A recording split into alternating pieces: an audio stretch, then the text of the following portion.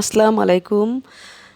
সম্মানিত দর্শক সবাই নিশ্চয়ই ভালো আছেন। আলহামদুলিল্লাহ ভালো আছি। আমি আজকে অন্যরকমভাবে গরুর গোশত রান্না করব। গরুর গোশতটা প্রথমে আমি স্টক বানিয়ে নেব গরুর গোশত সেদ্ধ দিয়ে। একদম গোশতটা ধুয়েই রেখেছি, তারপরেও আমি আবার একটু ওই যে ধুয়ে নিচ্ছি এভাবে। তো গরুর গোশতটা আজকে প্রথমে সেদ্ধ করে পরে আমি একদম সব মশলা দিয়ে রান্না করব। একটু ভিন্ন রকমের রান্না আর কি। এটা খেতেও অনেক চমৎকার হয়, মজাদার। একটু লবণ দিয়ে এই যে এটাকে আমি সেদ্ধ দিয়ে দিলাম গরুর গোশতটাকে।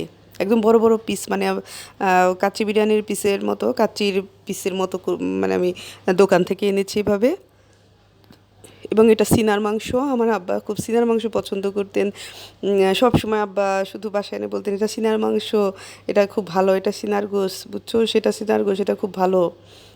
এই তখন থেকে জানি আর কি। আমরা ছোটোবেলা থেকে এভাবেই মানে শুনি আব্বার মুখে, তো ওভাবেই আমরা পছন্দ করি।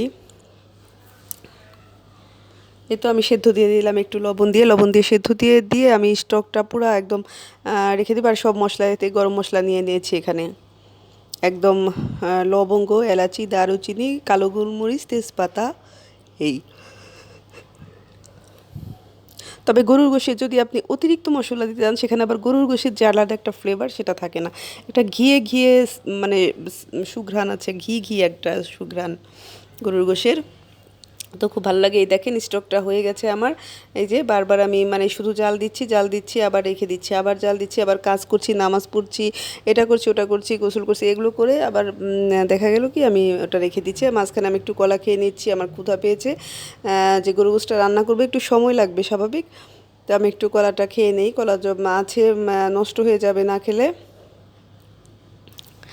এই তো দেখুন। আর আজকে আমার এই ভিডিওটা দিতে খুব দেরি হয়ে গেল, কারণ আমার ফেসবুকে সমস্যা হচ্ছিল আমার আইডিতে, এজন্য মানে আমি খুব চিন্তায় ছিলাম। এজন্য আমি মানে অনেক লেট হয়ে গেল, এটা লেট পোস্ট আর কি।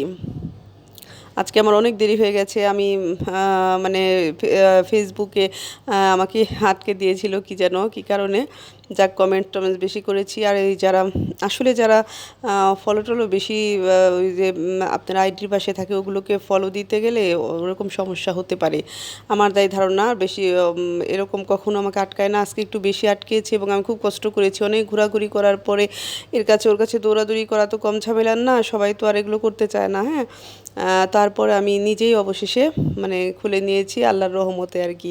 এই যে স্টকটা আমি আলাদা মানে পাত্রে ঢেলেছিলাম, আবার পরে চিন্তা করলাম কি যে পাত্রে, বড় পাত্রে আমি কেন এই মানে বিফ স্টকটা ঢাললাম। তো এটা আমি বড় পাতিলে রান্না করতেই পারতাম, কারণ ছোটো পাতিলে এটা হবে না, বড় বড় পিস তো।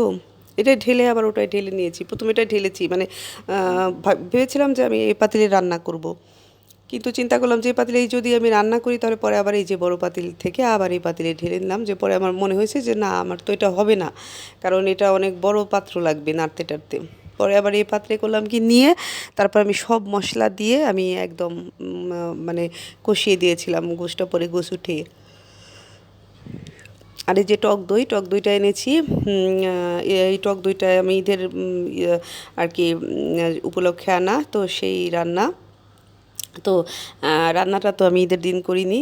এই তো আবার এই যে টক দইটা আমি পরে ঈদের পরে বের করে তো আমি রান্না করেছি, যেমন টক দই এভাবে আছে।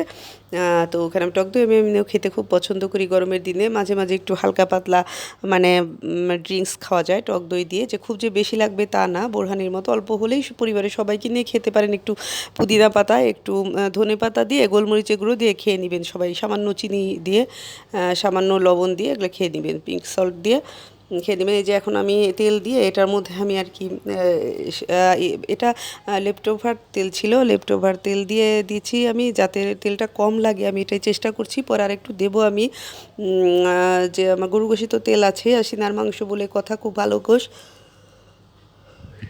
এখন সব যা মানে আলুটা ভেজে নিচ্ছি আমি। আলু একটু লবণ আর একটু হলুদ ছিটিয়ে দিলাম, আলু ভেজে তুলে রাখবো। যেহেতু গরুর গোশে আসলে আমার আলু তেমন একটা দেওয়া হয় না, আমি এখন দিব, কারণ আলু দিলে একটু ভালো লাগবে খেতে, অনেক সময় একটু ভালো লাগে আর কি আলু দিলে। আপনারা সবাই বেশি বেশি লাইক কমেন্ট শেয়ার করে দিবেন। মানে খুবই লাইক কমেন্ট শেয়ারটা আমার খুব বেশি মানে হচ্ছে না। সবারই দেখি অনেক শেয়ার থাকে, অনেক অনেক শেয়ার, শেয়ার, কিন্তু আমি না তাকিয়ে থাকি যে তাহলে কেন আমার শেয়ার হচ্ছে না। এই তো এই যে দেখুন, এই যে আমি আলুগুলোকে ভালোভাবে ভেজে নিচ্ছি, কারণ আলু যদি আমি ভালোভাবে না ভাজি তাহলে ভালো লাগবে না খেতে। একদম মানে রান্না হওয়ার আগে দিয়ে দিব, তখন সেদ্ধ হয়ে যাবে অটোমেটিকলি। এই তো আলুগুলো হয়ে গেছে ভাজা, নাড়তে নাড়তেই। দেখতেও সুন্দর লাগে আলুগুলো ভাজলে। আমার হাজব্যান্ডও আলু ভাজা এভাবে ভেজে দিলে পছন্দ করে, আমার খুবই পছন্দ করে। ওরা চুয়াডাঙ্গার লোক তো, মানে ওরা ওদিকের মানে উত্তরবঙ্গের মানুষজনই মনে হয় একটু ভাজা টাজা এভাবে ভেজে নিয়ে নেয় আর কি, পছন্দ করে হয়তো বা। কিন্তু আমার হাজব্যান্ডে, আমার শাশুড়ি রান্না খুবই মজাদার। আমি খাইনি, শুনেছি, যেহেতু আমার শাশুড়ি মা বয়স হয়ে গেছে তো, মানে এজন্য আমার শাশুড়ি মার জন্য দোয়া করবেন। যে আমার হাজব্যান্ডই বলেছে যে খুব মানে রান্না মজা, তো আমি আম্মারটা ফলো করেছি। আমার হাজব্যান্ড খুব ভালো রান্না, মানে খুবই, তার রান্না, তার কাছ থেকে আমি অনেক কিছুই শিখেছি। অনেক কিছুই শিখেছি, অনেক কিছুই শিখবার আছে। এত ভালো মানে বুদ্ধি রাখে, ধীর স্থির চিন্তা ভাবনা, এরকম লোক দেখা যায় না। কথা কম বলবে এবং শুধু যার সাথে মানায় তার সাথেই বলবে, আবোল তাবোল কোনো কথা বলবে না, বা ফেসবুকও চালাবে না। আমার হাজব্যান্ড মোহাম্মদ মমতাজুল ফারুক বাবলু আর কি, যার নামে পেজ, আইডিয়াও আছে ফেসবুকে আমার আইডি, এবং পেজে আমি সবসময় বাবলু, ডাকনাম বাবলু, মোহাম্মদ মমতাজুল ফারুক বাবলু। তো ফেসবুক চালায়, কখনো বাবলু ফেসবুক মানে আমি চালাতে মানে আমি দেখি না যে বাবলু ওই যে মেয়েদের মতো লাইক কমেন্ট দিতে হয়, ওটা বাবলু পছন্দ করে না, যে দূর। আবার অনেকে মাইন্ড করে লাইক দিলে, কমেন্ট না দিলে বাবলু ওটা চালায় না ফেসবুক। তো ইউটিউব, আমি ইউটিউব, ওখানে যেমন তুমি এভাবে মানে বিদেশের বাড়িতে একা তুমি যখন মানে বোরিং ফিল করো, তুমি ইউটিউবটা, তখন ইউটিউবটা অ্যাপটা আমি বাবলুকে গুগল থেকে এনে দিলাম। তো বাবলু ইউটিউব দিয়ে সবসময় খুব মানে পছন্দ তার ইউটিউব। কিন্তু ওই যে সব দেখতে পারে, যেমন জানতে পারে কোনো চিকিৎসা বা কোনো অনেক কিছুই যারা ইউটিউব থেকে, কিন্তু তবুও ইউটিউব বেশি, বা দেশের প্রোগ্রাম, দেশের খবর টবর, এগুলো ইউটিউব থেকেই মানে পাওয়া যায়, এই জন্য পছন্দ করে। কিন্তু ফেসবুক, আমার হাজব্যান্ডকে আমি দেখেছি ফেসবুক মানে চালায়নি, সে ফেসবুক মানে চালাই না, সে আগের থেকেই চালায়নি ফেসবুক। সে মানে ওই লাইক কমেন্ট, ওই আমি তার ফেসবুক নাড়াচাড়া যত কিছু আমি মানে একে লাইক বা ওকে যে কী করেছে সব আমার হাতে মানে এটা যে দোয়া করবেন আমাদের জন্য সবাই, আপনাদের জন্য দোয়া করি। আপনারা সবাইকে নিয়ে, পরিবার বাচ্চাদের নিয়ে খুব ভালো থাকুন। বিশেষ করে অনেক দোয়া ভালোবাসা রইলো। আল্লাহ সবাইকে অনেক সম্মান দান করুন, ভালোবাসা দিন। আল্লাহ সবাইকে হায়াত দারাজ করুন, সুস্থ রাখুন। সবার জন্য দোয়া, এবং আমাদের জন্য দোয়া করবেন প্লিজ।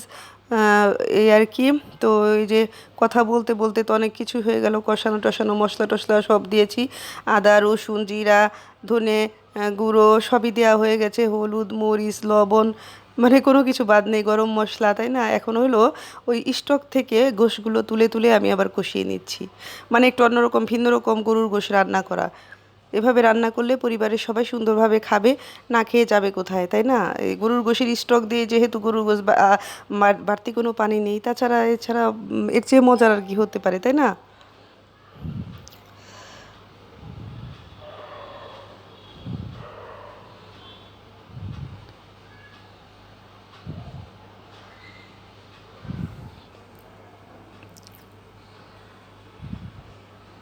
রান্না হচ্ছে হচ্ছে খুব সুন্দর একটা সুঘ্রাণ দর্শকদের কাছে কিভাবে পৌঁছে দেই। দর্শকরা গরুর গোশ যখন রান্না করে তখন এই ফ্লেভারটা নিয়ে নেবেন এইভাবে। যে আর যারা পছন্দ করেন গরুর গোশ অতুলনীয়। এই তো ওই যে আলু আর স্টকটা রেখেছি, তাই দেখালাম যে আলু আর স্টকটা আমি দিয়ে দিব, মানে পরে যখন কষানো হয়ে যাবে তখন পুরো স্টকটা পুরোটাই দিয়ে দিব। এই যে দিয়ে দিলাম। চর্বি ছিল যেহেতু পাতিলে ওখানে রেখেছিলাম, কিন্তু চর্বিটা আর দেইনি। এখন আমি শুধু জাল করতে থাকবো, কারণ গরুর গোশত জাল না করলে হয় না। আর বেশি দিন ফ্রিজে থাকলে মানে কেমন ছোবড়া ছোবড়া হয়ে যায়। গরুর গোশটা কিন্তু খুবই সুস্বাদু। আমি দেখে গরু জবাই দেখে, আমি যে গোশ নিয়ে এসেছি নিজের সামনে থেকে, গরু জবাই করে কাটা হচ্ছে, তখন আমি গিয়েছি, তখন আমি ওখান থেকে দাঁড়িয়ে থেকে তাও অনেকক্ষণ, তারপর যখন ওরা এনেছে কেটে সামনের থেকে আর কি, তখন আমি নিয়েছি। তাহলে এই গোশটা কত ভালো, অনেকদিন ফ্রিজে রাখার ফলে আমার কাছে মনে হচ্ছে একটু মানে আঁশ হয়ে গেছে আর কি, একটু দেখা যায় রসালো ভাবটা কমে গেছে। এজন্য বেশি দিন গরুর গোশ ফ্রিজে রেখে খাবেন না। আসলে অনেকে আছে এটা জমিয়ে রাখেন একদম, 1 বছর কুরবানি দেন, আরেক বছর খান। এটা কেন, কিছু কি বিলিয়ে দেওয়া যায় না মানুষকে? এটা করবেন, বিলিয়ে দিবেন। খাওয়াটা পেটে থাকে না। আর গরুর গোশত আমরা অনেক পাই, যারা পায় না তাদেরকে দিবেন। এই যে আলুটা এখন দিয়ে আমি দিয়ে দিলাম, যে মজা হবে এজন্য আসলে। আর এই যে গরম মশলাটা আমি বানিয়েছিলাম শাহি মশলা, ওটা দিয়ে দিই, বা একদম ফ্লেভারফুল হয়, খুব সুন্দর হয়। শেষে, রান্না শেষে শাহি মশলাটা দিয়ে দিবেন। আমার মানে ইয়েতে চ্যানেলে আছে শাহি মশলা, ওটা দেখে নিন প্লিজ। আর লাইক কমেন্ট শেয়ার বেশি বেশি করে দিবেন, এটাই চাই। সবার জন্য দোয়া রইলো, ভালো থাকুন, সুস্থ